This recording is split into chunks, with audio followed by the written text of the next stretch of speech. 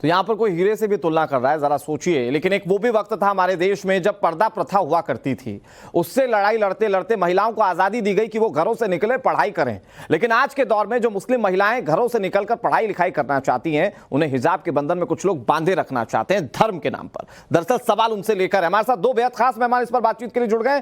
जीनत शौकत अली हमारे साथ जुड़ गई, जो कि एक्टिविस्ट है। इसके साथ साथ मेहरुद्दीन रंगरेज हमारे साथ जुड़ गए, मुस्लिम स्कॉलर हैं। शुरुआत मैं आप ही से करता हूं जीनत शौकत अली जी, क्योंकि ईरान आज सबसे बड़ा उदाहरण है पूरे विश्व के लिए, जहां पर महिलाओं ने खुद आवाज बुलंद की कि ये हिजाब के बेड़े में आप मत रखिए, इन बेड़ियों में आप हमें मत रखिए।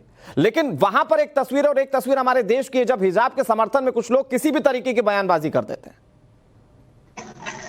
Thank you for inviting me. मैं आपसे ये कहना चाह रही हूँ कि देखिए, जितनी मुस्लिम मेजॉरिटी कंट्रीज है, अबाउट अराउंड 57 एंड अबव, अगर आप उनको स्टडी करेंगे तो आप देखेंगे कि वहां के भी उलमा हैं, और वहां जो है वो हिजाब का कोई भी फ्रीडम ऑफ चॉइस, अगर आपको पहनना है तो आप पहनिए, अगर आपको नहीं पहनना है तो उसमें कोई जबरदस्ती नहीं है, और कोई भी इस किस्म का रिलीजियस फ्लेवर उसको दिया नहीं जाता है। तो और ये कंट्री जो है वो देखिए, अल्ट्रा कंजर्वेटिव सऊदी अरेबिया भी है, अल्ट्रा कंजर्वेटिव कंट्री है, लेकिन वहां के भी हमारे जो अब्दुल्ला इब्ने मुतलक जो सबसे बड़े इमाम है, जो हजरत है वहां के, उन्होंने भी बयान किया है कि it is not it is voluntary, if you want to wear आप पहनो। लेकिन हमारे यहाँ ऐसा है कि ये एकदम मजहब के साथ जोड़ दिया गया है, और वो बच्चियों को पहले से यही सिखाया जाता है। इस्लाम ने जरूर कहा है कि आप मॉडेस्ट कपड़े पहनो, आप इज्जत से रहो, आप डिसेंट कपड़े पहनो, और ये सब कहा गया है। लेकिन इस किस्म का जो हम बनाए हैं आज, वो कहीं भी मैंने नहीं देखा है।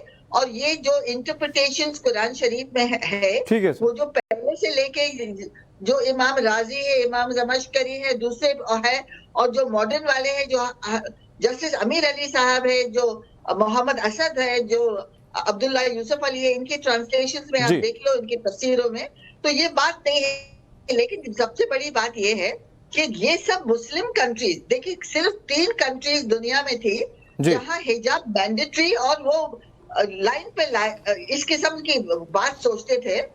वो था अफगानिस्तान, एक ईरान, और एक आके है this is a part of Indonesia. जी जी, अभी ईरान में तो रेवोल्यूशन चला है, अफगानिस्तान में भी बोल रहे हैं। तो मेरे ये बात समझ में नहीं आती है कि हमारे यहाँ के उलमा हमारे साथ, मैम हमारे समाज की सच्चाई है कि जब जब बेड़ियों ने लोगों को बांधने की कोशिश की है, वो बेड़ियां टूटी हैं। लेकिन आज जब समाज इतनी आगे जा चुका है, पूरा विश्व इतनी आगे जा चुका है, तो कुछ लोग क्यों उस बेड़ियों के समर्थन में है? मेहरुद्दीन रंगरेज साहब, मुझे जरा समझाइए, जब ईरान में जो महिलाएं इस्लाम के बेहद करीब है, क्योंकि हमारा तो देश धर्मनिरपेक्ष है, वहां पर तो इस्लामिक मुल्क उसको करार दे दिया गया है, वहां वैसे देश में जब इस्लाम को बहुत करीब से जानने वाली, समझने वाली महिलाएं उस हिजाब का विरोध कर सकती हैं, वहां के पुरुष हिजाब के विरोध में खड़े हो सकते हैं, तो हमारे देश में क्यों कुछ लोग इसके समर्थन में या कट्टरपंथ के समर्थन में खड़े हैं? देखिए अनुराग जी, मैं आपको ये बताना चाहूंगा कि वहां पर जो ईरान की बात है, वो तो खैर हिंदुस्तान से ईरान को तो नहीं जोड़ा जा सकता, मगर हमारे जो हिंदुस्तान की बात है, जो ये महिलाएं नहीं कह रही, ये बच्चे कह रहे हैं जो स्कूल में हिजाब लगा के जाना चाहते हैं। मामला समझिए, वहां पे औरतें कह रही, यहाँ पर बच्चे कह रहे हैं कि हमें स्कूल में जाने की अनुमति मिले हिजाब पहन कर जाने की। नहीं रंगरेज साहब देखिए, हमारे यहाँ पर जब स्कूल में जाने की बात कही जा रही है तो उनकी संख्या बहुत चंद है। दूसरी चीज, जब वो स्कूल में जाने की बात करते हैं तो बड़े समझा सकते हैं कि ये इस्लाम का एसेंशियल पार्ट नहीं है, जैसा कि मैडम ने भी अभी कहा, तो उन्हें समझाया जा सकता है। वहां तो वयस्कों की बात हो रही है, यहाँ तो बच्चे हैं जिन्हें समझाया जा सकता है। कुछ लोग तो उसके समर्थन में उतर आए ना साहब, तो इससे तो दिग्भ्रमित होगा आदमी। मैं बता रहा हूँ अनुराग जी, जस्टिस सुधांशु धुलिया ने कहा बाकायदा कि हिजाब पसंद का मामला होना चाहिए, इससे ज्यादा कुछ और नहीं, कुछ नहीं। तो ये जो मामला है, जानबूझकर विवाद खड़ा कराया जा रहा, मुसलमानों की हर चीज का रंगरेज साहब देखिए, आप हमारे मुल्क की महिलाओं की भी बारे में सोचेंगे, ये उनके लिए भी बहुत इसेंशियल चीजें हैं। जिन देशों में महिलाएं शुरू से हिजाब पहनती आ रही थी, जब उन्होंने सवाल उठाना शुरू कर दिया, तो हमारा देश तो धर्मनिरपेक्ष है, यहां तो किसी तरीके की कोई बाध्यता नहीं है, तो यहां पर तो महिलाओं का साथ आप लोगों को देना चाहिए। इसे धर्म से जोड़कर या किसी एक सिंगल चश्मे से क्यों देखा जा रहा है? देखिए, ना तो ये धर्म का मामला है, धर्म से जोड़ के देखा जा रहा है, ये हमारा अपना निजी फैसला है। अगर हमारे कोई बच्चा, जो बच्चे नहीं पहनना चाहते वो मत पहने हिजाब। सर लेकिन आप डिबेट को सुप्रीम कोर्ट वाले मामले पर ले जाना चाहते हैं सर, उसका सीधा सा जवाब ये कि ये तो इंस्टीट्यूशन तय करेगा ना साहब कि उनके स्कूल की ड्रेस क्या होगी। तो मैं कहता रहा हूं, आप मेरी बात सुनिए, मामला कोर्ट में है, कोर्ट का फैसला आने दीजिए। देखिए, 2 जजों की बेंच ने बेंच का नहीं रंगरेज साहब, मामला कोर्ट में और जो कोर्ट में चल रहा है उसको लेकर तो कहीं कोई क्वेश्चन नहीं है। मामला दरअसल कट्टरपंथी सोच को लेकर है, क्योंकि ये सोच जहां पनपेगी वहां इसी तरह के विवाद खड़े हो जाएंगे। आपने सुना नहीं, मैं आपको चाहूं तो एक बार फिर से सुना देता हूं, जहां पर एक शख्स कैसे कह रहे थे कि वो हीरा है, और आप कह रहे हैं कि धर्म से जुड़ा हुआ नहीं है, आपको शफीकुर रहमान बर्क को सुनना चाहिए। मैंने सुना है उनको भी, मैं बता रहा हूँ ना अनुराग जी। हाँ। तुषार मेहता जी क्या कोर्ट में क्या दलील रख रहे हैं कि ये तो पीएफआई का एजेंडा था। अरे जब पीएफआई अब बैन हो गई, बात खत्म हो जानी चाहिए, पीएफआई का अब नाम भी नहीं आना चाहिए, हम तो ये कह रहे हैं। मगर ये क्या है कि वहां पर उनके पास कोई डिफेंस तो है नहीं बात कहने का, तो यही बात कह रहे हैं कि हिजाब नहीं। रंगरेज साहब सुनिए, मेरी बात तो सुनिए, यहाँ आज मुद्दा उस कट्टरपंथी सोच को लेकर है। रंगरेज साहब, हम यहाँ आज मुद्दा कट्टरपंथी सोच को लेकर है कि ये कट्टरपंथी सोच इस्लामिक मुल्क ईरान से खत्म हो सकती है। ये कट्टरपंथी सोच हमारे देश में, हाफिज गुलाम सरवर साहब आप मुझे समझाइए, ये हमारे देश में खत्म क्यों नहीं हो पा रही ये कट्टरपंथी सोच? शुक्रिया, आपका मौका दिया आपने ऐसे महत्वपूर्ण विषयों पर बोलने का। सबसे पहले तो मैं देश के तमाम धर्मगुरुओं से हाथ जोड़कर विनती करूंगा कि कम से कम न्यायालय को आप लोग बख्श दें। वो न्यायालय जो शोषितों, पीड़ितों और जिनके अधिकारों का देश में कहीं न कहीं सामाजिक आर्थिक हनन हो रहा है, उनके लिए न्यायालय था। अब भारत के न्यायालय को पूरी तरह से धर्म के मामलों में उलझा दिया जाएगा तो न्यायालय के पास लिमिटेड जजेस है और जो संसाधन है वो सब सीमित है। रात दिन धर्म का फैसला, हमारे धर्म गुरुओं को ये बताना चाहिए देश को कि ये जो कर्नाटका में जो हिजाब विवाद था ये था क्या। देश को ये अभी तक मुसलमानों को बताया ही नहीं जा रहा कि विवाद है क्या। बताया ये जा रहा है कि ये विवाद जो है ये हिंदुओं की तरफ से या मोदी सरकार की तरफ से या आरएसएस की तरफ से अब मुसलमानों को हिजाब पहनने से रोका जाएगा और कानून बना दिया गया है आपको अब पहनने नहीं दिया जाएगा, जबकि ये सरासर गलत है। ऐसा कुछ है ही नहीं। ये एक संस्थान से जुड़ी हुई बात है जिस कानून की दुहाई। तो हाफिज साहब, अगर ये समाज को बरगलाने जैसा है तो ये बरगलाने का काम भी तो आप ही में से कुछ लोग जो बैठे हुए वही लोग कर रहे हैं। 5 सेकंड 10 सेकंड दीजिएगा, उतने में क्लियर कर देता हूं। जिस संविधान की दुहाई हमारे धर्म गुरु कथित तौर पर जो अगुवाई कर रहे हैं हमारे धर्म की, वो आर्टिकल 19 और आर्टिकल 25 की बात करते हैं कि हमें जो है स्वतंत्रता है।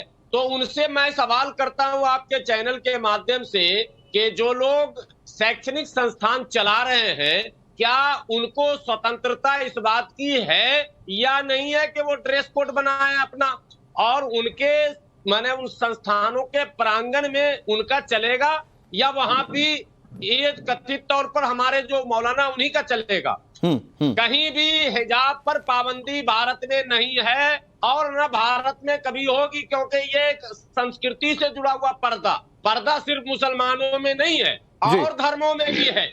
इसलिए पर्दे पर बहस नहीं है, हिजाब और बुर्के पर बहस नहीं है। पूरे देश को कंफ्यूज किया गया, ये एक बात तो बिल्कुल साफ है कि ये स्वेच्छा पर निर्भर करता है कि सामने वाला पहनना चाहता है या नहीं पहनना चाहता। रही बात इंस्टीट्यूशनल की, तो इंस्टीट्यूशंस के अपने कोई नियम हो सकते हैं जिसको लेकर कोर्ट को सब कुछ तय करना है। मैं बहुत जल्दी से जीनत शौकत अली जी, क्योंकि यहां पर रंगरेज जी कह रहे थे कि जो बच्ची हैं वो खुद चाहती हैं स्वेच्छा से पहनना, तो उन्हें क्यों रोका जाए। लेकिन एक दूसरा पहलू यह भी हो सकता है कि इन बच्चियों को समझाया जाए कि ये इस्लाम का एसेंशियल पार्ट नहीं है, इसे धर्म से नहीं जोड़कर देखना चाहिए। उन्हें यह समझाया जाना चाहिए कि एक जगह जो इंस्टीट्यूशन के तौर पर काम करती है वहां पर सबका एक यूनिक ड्रेस कोड होता है जिसका पालन सबको करना चाहिए।